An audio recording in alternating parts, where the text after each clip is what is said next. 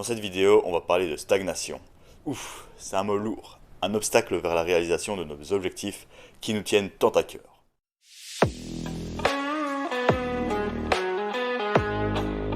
Suite à un récent épisode du Calisthenics Science podcast où on a traité le sujet, j'avais envie de le compléter dans cette vidéo. Nous allons voir ce qu'est la stagnation. Est-ce que l'on stagne réellement? Peut-être répondre tout simplement moins bien à l'entraînement. Et on va surtout voir comment y remédier avec des solutions plus générales et des solutions plus détaillées. C'est aussi un sujet assez complexe à aborder car certains auront besoin de nouveau simplement un petit changement global comme bien dormir et d'autres auront besoin de beaucoup plus d'optimisation, vont devoir utiliser certaines méthodes, certains protocoles un peu plus spécifiques pour casser ces stagnations, en espérant que tout est déjà bien mis en place de leur côté pour progresser. C'est quoi la stagnation? On définit la stagnation par l'absence de progrès, de développement. Bref, une période durant laquelle on n'observe pas spécialement d'amélioration significative vers nos objectifs. En calisthénie, par exemple, sur une figure comme le front lever, on n'observerait pas de progression en secondes, en forme, en progression. Ou sur d'autres mouvements comme la pull-up, par exemple, ça ne serait pas de gain en termes de charge, en termes de répétition, de masse musculaire, de facilité, de RPE plus faible par exemple. Chaque personne va passer inévitablement par la stagnation ou une régression. On ne peut pas être au top toute l'année. Modèle fatigue fitness, au plus on est performant, au plus on est fatigué. Plus on est fort, moins on peut tolérer de volume. Donc parfois de manière volontaire, si vous périodisez par exemple, on passe par des phases où notre intensité ou notre volume va diminuer. Et également de manière involontaire, si on a une blessure, surentraînement, interruption de la pratique sportive. Maintenant, selon les individus, en fonction du niveau d'expérience, de l'entraînement, du contexte, la période que l'on pourrait considérer comme stagnation, absence de progrès va varier. Pour le niveau d'expérience, si le programme est correct et est bien réalisé, en général, sur une base régulière, on devrait observer une progression pour un débutant à chaque séance, pour un intermédiaire chaque semaine et pour quelqu'un de plus avancé, plus expérimenté, chaque mésocycle. Si la personne ne réalise pas de progression sur cette base, on peut peut-être considérer qu'elle stagne. Pour ce qui est du contexte, quoi que l'on fasse, dans l'année, il peut toujours y avoir des périodes de forme et de méforme, avec ou sans raison. Donc par exemple le sommeil, le stress, la nutrition, ou même pas du tout de raison. Donc gardons en tête que ça se passe, que ça arrive, et en général c'est normal dans son parcours, dans sa carrière de pratiquant de calisthénie. Et souvent une période de stagnation engendre une belle période de progression par la suite. Si on garde ça en tête, c'est quand même positif. Pour le contexte, voici un exemple qui expliquerait qu'on pourrait stagner aussi.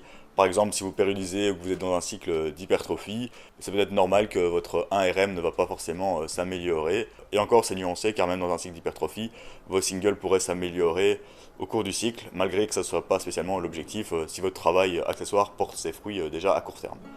Cela va dépendre de l'approche. Ça pourrait être le même cas sur une figure, par exemple si votre poids du corps augmente, ça risque de devenir compliqué de progresser. Peut-être que dans ce genre de cycle, vous chercheriez à observer une progression sur un autre objectif, par exemple un 10RM, votre tour de bras, le poids sur la balance.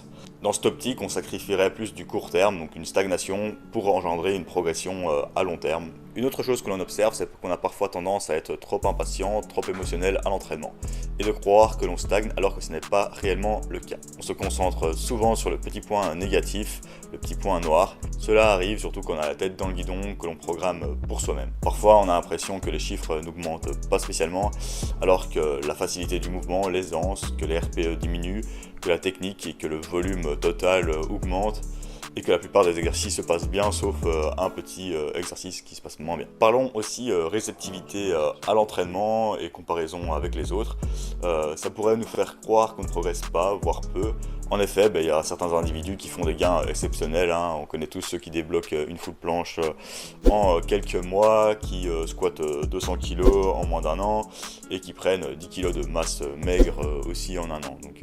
Mais pour la plus grande majorité, les gains sont clairement moins importants et pour d'autres encore plus mineurs. Il leur faudra peut-être un an pour une tuck planche, un an pour squatter 60 kg et un an pour prendre 1 kg de muscle. Bref, certaines personnes ne répondent pas très bien à l'entraînement de résistance, donc il faut parfois l'accepter.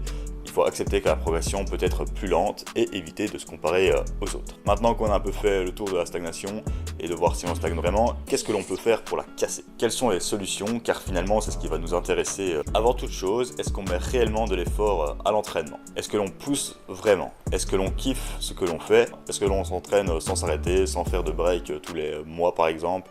Ça peut être le cas pour quelqu'un d'avancé, si son lifestyle ne correspond pas réellement à ses objectifs. Peut-être que c'est là-dessus qu'il va pouvoir agir. Ça peut paraître évident, mais je pense que beaucoup de personnes pratiquent parfois ce sport ou un sport sans spécialement l'apprécier ou sans vraiment chercher à progresser, à se mettre dans l'inconfort, à mettre les choses qu'il faut pour progresser. Et donc c'est évident que la stagnation va survenir et qu'il n'y aura pas de progression. Donc il va falloir pousser un minimum et y aller. Après je pense que si vous regardez cette vidéo et la majorité de mes abonnés, ça s'adressera peut-être moins à vous, car vous êtes probablement mordu et peut-être un peu trop d'ailleurs et que vous en faites peut-être de trop aussi. Et donc là, ça sera peut-être dans le sens inverse qu'il va falloir... Mais voilà, on observe quand même que beaucoup de personnes, plus souvent aussi des débutants en général, ne fournissent pas réellement les efforts nécessaires, ils n'en font pas assez, pas de manière constante, qui a trop de breaks et qui n'apprécient peut-être pas réellement la calisthénie ou leur sport. Voir le processus d'entraînement qu'il faut mettre en place pour y arriver. Et finalement se démotive, abandonne et finalement stagne. Dans ce cas-là, il faut peut-être travailler sur son style d'entraînement, voir ce que l'on aime faire, est-ce que nos objectifs nous font vraiment vibrer, quels sont les exercices principaux, fourchettes de reps, exercices accessoires qu'on aime pratiquer et sur lesquels on se sent bien. Est-ce qu'on met les bonnes choses en place dans son style de vie pour réellement progresser? Peut-être qu'on devrait faire un autre sport, quelque chose sur lequel on est peut-être plus à l'aise. C'est un sujet à part entière, mais ça peut être une piste à explorer. Ensuite, pour tous ceux qui mettent les choses en place et qui poussent vraiment à l'entraînement, un autre point qui est fondamental, ça sera ce qui se passe en dehors de l'entraînement. Est-ce que l'on dort suffisamment? Est-ce que la nutrition est adéquate? Est-ce que notre poids du corps a-t-il tendance à augmenter, à baisser? Parce que ça impacte beaucoup votre progression. Est-ce que vous avez beaucoup de stress, beaucoup de boulot? Est-ce que vous êtes dans un mauvais mood? Bref, tout ça, on ne va pas trop voir comment agir dessus, mais ça aura clairement un impact sur votre progression. Enfin, on arrive sur notre entraînement, les choses sur lesquelles on peut agir concrètement. Un des premiers leviers sur lesquels on peut agir pour casser la stagnation, ça va être la technique. Est-ce que notre technique nous permet de bien progresser? Par exemple, sur un skill ou sur un mouvement complexe, est-ce que l'on se place correctement? Est-ce qu'on active les bons muscles? Il suffit parfois de mal se placer, d'accumuler un défaut et ça va rendre le mouvement bien compliqué qu'il ne l'est réellement et donc potentiellement plus dur à l'apprendre. Est-ce qu'on n'oublie pas d'activer un muscle ou de penser à une activation pour rendre le mouvement plus simple? Par exemple, pensez à tirer encore plus sur la deuxième partie de la traction, pensez à rentrer le nombril en handstand, en serrant les fesses et les abdos, bien serrer les parallettes, c'est rentrer ses épaules en planche, serrer ses abdos et ses fesses en front lever et tirer ses épaules vers le bas. Est-ce qu'on ne biaise pas notre progression avec une mauvaise compensation? Par exemple en traction, si vous faites des keeping pull-up, que vous avez les bras pliés en planche ou un banana handstand. Ça va être réellement game changer dans la progression, croyez-moi. On arrive sur le point suivant qui est relié à celui-ci. Donc c'est la charge d'entraînement, on distinguera l'intensité et le volume, donc soulever lourd et ou faire beaucoup de répétitions. Donc on comprendra qu'une mauvaise technique sera souvent due à une intensité trop importante ou à un volume trop important. Par exemple, si vous mettez trop de charge, trop de reps en traction, ça risque d'engendrer une mauvaise technique et vous aurez plus tendance à kipper, à tricher. Si vous utilisez une progression trop avancée sur un skill, ça risque de vous empêcher de faire et de comprendre les bonnes activations. Donc cette intensité ou ce volume trop important vont amener à un mauvais apprentissage moteur, une progression biaisée. Il va falloir tout recommencer pour convenir aux critères que l'on souhaite. Ça amènera potentiellement plus facilement à l'échec, ce qui va générer plus de fatigue, moins bonne récupération, des mésocycles plus courts, une absence de surcharge progressive, des cycles de progression interrompus et un potentiel de blessure plus important. Bref, des trucs pas cool. D'où l'importance d'être conservateur, de gérer ses RPE, ses RIR, d'être progressif dans ses cycles d'entraînement et de bien sélectionner ses progressions en skill et gérer son volume d'entraînement total. Par exemple, adapter son nombre de répétitions, de séries par semaine, par mouvement ou par groupe musculaire. Ces points faisaient partie des solutions un peu plus générales, donc la motivation, les facteurs externes, la technique et la charge. Ils sont peut-être un peu plus évidents, mais je pense qu'ils jouent un rôle énorme et c'est aussi là-dessus qu'une intervention aura un rôle majeur.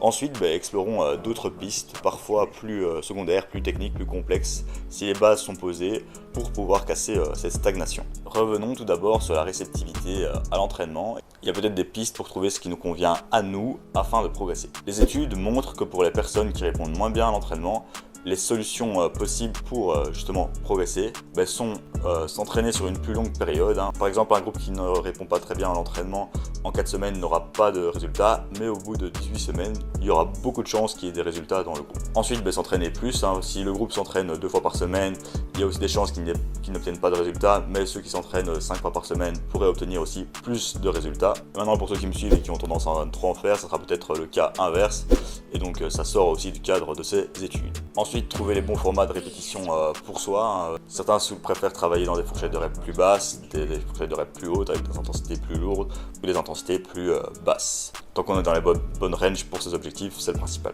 On va aussi veiller à sélectionner certains exercices adaptés. Par exemple, faire du squat pour développer ses quadriceps, c'est pas forcément la meilleure solution et ça peut être contre-productif pour certaines personnes et pour certains, ça sera peut-être plus intéressant aussi. La fin de la parenthèse pour la réceptivité à l'entraînement. Maintenant, pour les pratiquants plus expérimentés, dans les solutions, on va pouvoir aller chercher premièrement la variation d'exercice. Pour la force, c'est toujours important d'être spécifique, mais parfois travailler un point faible peut être une piste à explorer. Exemple, on est coincé en planche et on manque des deltoïdes antérieurs de biceps, mais on a toujours été un puriste au poids du corps, la planche, la pike push-ups et la traction supination pour les biceps. C'est là que utiliser éventuellement des shoulder press, des curls pourrait être intéressant pour potentiellement créer plus d'hypertrophie et donc de réussir le mouvement à terme. Deuxième exemple, pour progresser en dips, on peut se retrouver coincé si on utilise uniquement le dips lourd.